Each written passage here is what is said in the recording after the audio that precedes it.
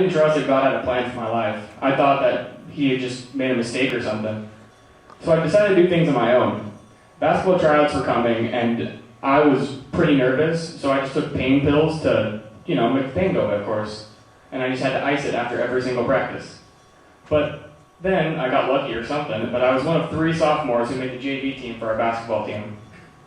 And I was stoked. I was living on the top of the world.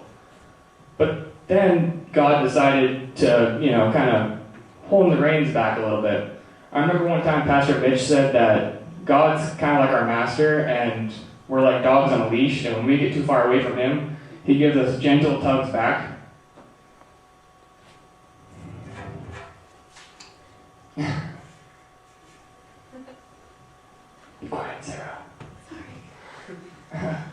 But yeah, so afterwards, or during actually, my own personal quiet time just kind of slowly started to become non-existent.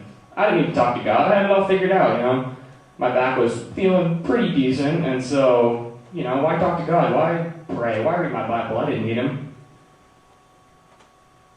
But then, like God decides that, okay, let's kind of just pull things back a little bit. So I broke my foot, of course. You guys all remember me on crutches.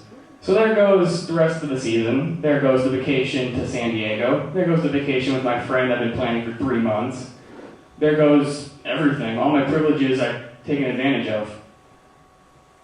Talk about a humbling experience, having your mom drive you to school and drop you off again. That's fun. This just happened recently, kind of within the last 3 months or so, but I've learned a lot since then. But that doesn't mean I don't still struggle with it, of course. I have to keep reminding myself that I need to trust God for everything and really commit my life to him. Jeremiah 29:11 says, "For I know the plans I have for you, declares the Lord, plans to prosper you and not to harm you, plans to give you hope in the future," as Brian so rightly said last week. God has a plan for your life, and he knows exactly what he's doing for everything. Who here knows who Donna Wellborn is? Yeah. We all know that she was in a wheelchair for much of her life. She has a rare disease that put her in that wheelchair. But I went to see a certain specialist for my back, and he helped me and the pain go away and not feel quite as bad. And so my mom just happened to mention this to Donna, and she's like, "Oh, I'll go see this guy." And now she's walking. So God really does have a plan for everything. Romans 15:13 says, "May the God of hope fill you with all the joy and peace as you trust in him, so that you may..." Can't see it. "So that you may overflow with hope and by the power of the Holy Spirit." Through my experience with my back problems, it turned into something good for someone else. So who knows?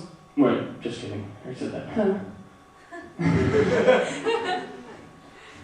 So yeah, if I hadn't hurt my back and did what I did, Donna would still be probably in that wheelchair. I'm not saying that's me or anything, that's all God, but yeah, I had to trust in him and know that was what he hadn't planned. So through me, he made something good for someone else. So yeah, that's my story.